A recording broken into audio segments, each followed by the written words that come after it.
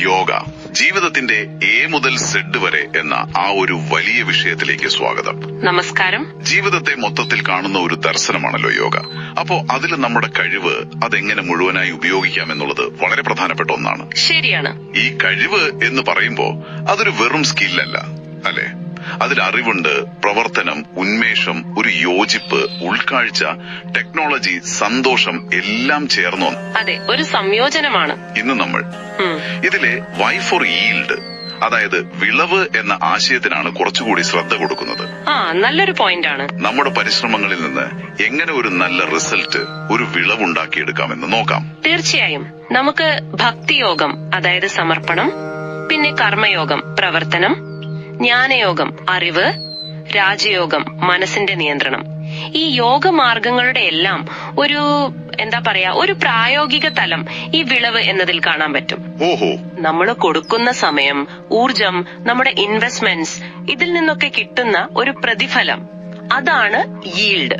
അപ്പൊ ഇത് കാശ് മാത്രമല്ല. അല്ല, ഇത് സാമ്പത്തിക ലാഭം മാത്രമല്ല, വ്യക്തിപരം, സാമൂഹികം, അങ്ങനെയുള്ള വളർച്ച, ഒരു മൂല്യ സൃഷ്ടി, അതാണ് പ്രധാനം. കൊള്ളാം. അപ്പോ ഈ ഈൽഡിലെ ഓരോ അക്ഷരത്തിനും ഓരോ അർത്ഥമുണ്ടെന്ന് പറഞ്ഞു. നമുക്ക് അതിലേക്കൊന്ന് പോയാലോ? വൈ വെച്ച് തുടങ്ങാം. യേണിംഗ്, ആഗ്രഹം അല്ലെങ്കിൽ ലക്ഷ്യം. അതെ, വൈ ഫോർ യേണിംഗ്. ഏറ്റവും പ്രധാനം സ്മാർട്ട് ലക്ഷ്യങ്ങൾ വെക്കുക എന്നതാണ്. സ്പെസിഫിക്, മെഷറബിൾ, അച്ചീവബിൾ, റെലവന്റ്, പിന്നെ ടൈം ബൗണ്ട്. കേട്ടിട്ടുണ്ട്. കൃത്യമായിരിക്കണം, അളക്കാൻ പറ്റണം, നേടിയെടുക്കാൻ പറ്റണം, നമുക്ക് പ്രസക്തമായിരിക്കണം, ഒരു സമയപരിധി വേണം. ഒരു ഉദാഹരണം പറയാമോ? പറയാം. ഒരു ഡിസൈനർ, പുള്ളി തീരുമാനിച്ചു മാസം ഒരു 50,000 രൂപ ഫ്രീലാൻസ് വർക്കിലൂടെ ഉണ്ടാക്കണം. ഇതൊരു വ്യക്തമായ ലക്ഷ്യമായതുകൊണ്ട് പുള്ളി കൂടുതൽ ശ്രദ്ധിച്ചു, അപ്വർക്ക് പോലുള്ള സൈറ്റില് പ്രൊഫൈലൊക്കെ ശരിയാക്കി, കുറച്ചുകൂടി ആക്റ്റീവായി. അതിന്റെ ഫലം എന്താന്ന് വെച്ചാല് ഒരു 3 മാസം കഴിഞ്ഞപ്പോഴേക്കും ഏകദേശം ഒരു 45,000 രൂപ മാസം കിട്ടാൻ തുടങ്ങി. കൊള്ളാം. ലക്ഷ്യമുണ്ടായതുകൊണ്ടൊരു ദിശാബോധം വന്നു. അതെ, എക്സാക്ട്ലി. അപ്പൊ അടുത്തത് ഐ, ഇൻവെസ്റ്റിംഗ്, നിക്ഷേപം. ഇത് നേരത്തെ പറഞ്ഞ പോലെ പണം മാത്രമല്ലല്ലോ. അല്ല, സമയവും ഒരു നിക്ഷേപമാണ്, നമ്മുടെ കഴിവും നിക്ഷേപമാണ്. ശരിയാണ്. ശരിക്കും കർമ്മയോഗത്തിൽ പറയുന്നത് പോലെ ഫലത്തിൽ ഒരുപാട് ആശങ്കപ്പെടാതെ നമ്മൾ ചെയ്യേണ്ട കാര്യം ശരിയായ രീതിയിൽ ചെയ്യുക. നമ്മുടെ കയ്യിലുള്ള വിഭവങ്ങൾ, സമയം, പണം, കഴിവ്, അത് ഉപയോഗിക്കുക. അപ്പൊ പണത്തിന്റെ കാര്യത്തിൽ ഒരു ഉദാഹരണം നോക്കാം. ഒരു വീട്ടമ്മ, അവർ മാസം 5,000 രൂപ വെച്ച് ഒരു SIP തുടങ്ങി, അതായത് സിസ്റ്റമാറ്റിക് ഇൻവെസ്റ്റ്മെന്റ് പ്ലാൻ. SIP. അതെ, ഒരു മാസം ഒരു നിശ്ചിത തുക ഇങ്ങനെ നിക്ഷേപിച്ചുകൊണ്ടിരുന്നു. ഏകദേശം ഒരു 12% വാർഷിക വളർച്ച കിട്ടിയെന്നിരിക്കട്ടെ. ഒരു 10 വർഷം കഴിയുമ്പോൾ ഏകദേശം 11.6 ലക്ഷം രൂപയോളമായി അത് വളർന്നിട്ടുണ്ടാവും. കൊള്ളാം. ചെറിയ തുകയാണെങ്കിലും സ്ഥിരമായി നിക്ഷേപിച്ചാൽ വലിയ വ്യത്യാസം വരും. അതാണ് കോമ്പൗണ്ടിങ്ങിന്റെ ശക്തി, അതാണ് വിളവ്. അടുത്തത് E ആണ്, എംബ്രേസിംഗ്, മാറ്റങ്ങളെ സ്വീകരിക്കുക. ഇത് കുറച്ച് പാടാണ് പലർക്കും. ശരിയാണ്, പക്ഷെ അത് കൂടിയേ തീരൂ. മാറ്റങ്ങൾ വരും, ചിലപ്പോ പരാജയങ്ങൾ വരും. അതിനെയൊക്കെ വളരാനുള്ള പടിലായി കാണണം. ഉദാഹരണം, ഒരു ചെറിയ കടക്കാരന്റെ കാര്യമെടുക്കാം. ആദ്യം ഈ ഡിജിറ്റൽ പേയ്മെന്റ് ഒക്കെ വന്നപ്പോ പുള്ളിക്ക് വലിയ താല്പര്യമില്ലായിരുന്നു. പതിവുള്ളതാണല്ലോ. പിന്നെ പതുക്കെ UPI ഒക്കെ സ്വീകരിക്കാൻ തുടങ്ങി. അപ്പൊ കച്ചവടം കുറച്ചുകൂടി എളുപ്പമായി, വേഗത്തിലായി. ക്യാഷ് കൈകാര്യം ചെയ്യുന്നതിലെ റിസ്ക്കും കുറഞ്ഞു. ശരിയാണ്. ഫലം, ലാഭം ഒരു 20% ഒക്കെ കൂടി. പുതിയ ടെക്നോളജി സ്വീകരിച്ചപ്പോ ഗുണമുണ്ടായി. അത് കൊള്ളാം. ഇനി L, ലേണിംഗ്, പഠനം.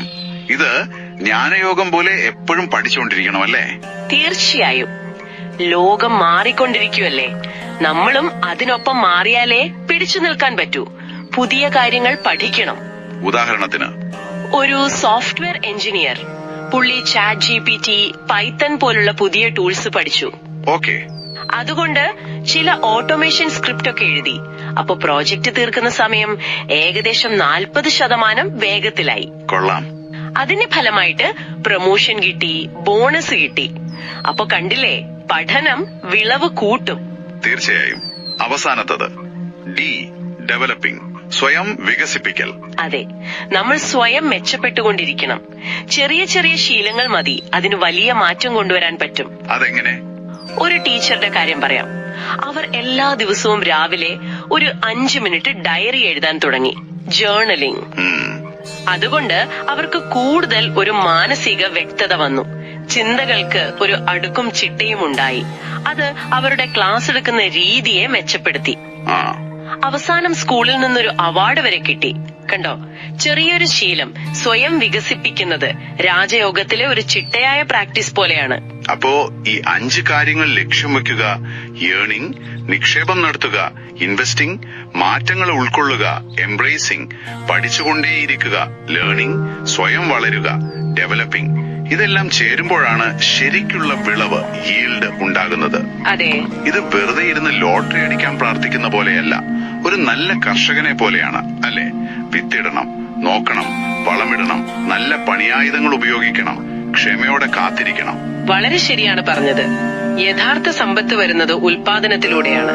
വെറുതെ ബിസിനസ്സിൽ പണം അങ്ങോട്ടും ഇങ്ങോട്ടും മാറുന്നുണ്ടാവാം, പക്ഷേ ഒരു പുതിയ സാധനമോ സേവനമോ ഉണ്ടാക്കുമ്പോ അത് ലോകത്തിന്റെ മൊത്തത്തിലുള്ള മൂല്യമാണ് കൂട്ടുന്നത്.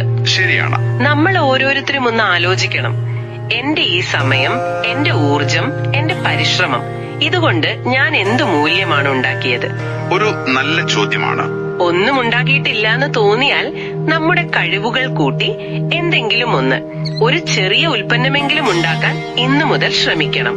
അപ്പോ ഇന്നത്തെ ഈ ഒരു ചർച്ചയുടെ കാതൽ നമ്മുടെ കഴിവുകൾ ഉപയോഗിച്ച് വ്യക്തമായ ലക്ഷ്യങ്ങളോടെ, അതായത് ഏർണിംഗ്, തന്ത്രപരമായി നിക്ഷേപിച്ച് ഇൻവെസ്റ്റിംഗ്, മാറ്റങ്ങളെ പേടിക്കാതെ സ്വീകരിച്ച് എംബ്രേസിംഗ്, അതെ, തുടർച്ചയായി പഠിച്ച് ലേണിംഗ്, സ്വയം വളർന്ന് ഡെവലപ്പിംഗ്, അങ്ങനെ ജീവിതത്തിൽ നല്ല വിളവ്, ഈൽഡ് നേടാമെന്നതാണ്. തീർച്ചയായും. ഓർക്കേണ്ട ഒരു കാര്യം, എല്ലാ ദിവസവും എടുക്കുന്ന ഒരു ചെറിയ ചുവടുവെപ്പ്, അതാണ് കാലക്രമേണ വലിയൊരു വിളവെടുപ്പായി മാറുന്നത്. നമ്മുടെയും കുടുംബത്തിന്റെയും സമൂഹത്തിന്റെയും, എന്തിന് ലോകത്തിന്റെ തന്നെയും ആ ഒരു അഭിവൃദ്ധിക്ക് ഉൽപാദനക്ഷമതയും മൂല്യസൃഷ്ടിയും വേണം. അപ്പൊ ഈ ചർച്ച കേൾക്കുന്ന നിങ്ങളൊന്ന് ചിന്തിച്ചു നോക്കൂ. നിങ്ങളുടെ ജീവിതത്തിൽ കൂടുതൽ വിളവ് കൊയ്യാനായി ഇന്ന് നിങ്ങൾക്ക് തുടങ്ങാൻ പറ്റുന്ന ആ ഒരു ചെറിയ സ്റ്റെപ്പ്, ആ അടുത്ത ചുവടുവെപ്പ് എന്തായിരിക്കും?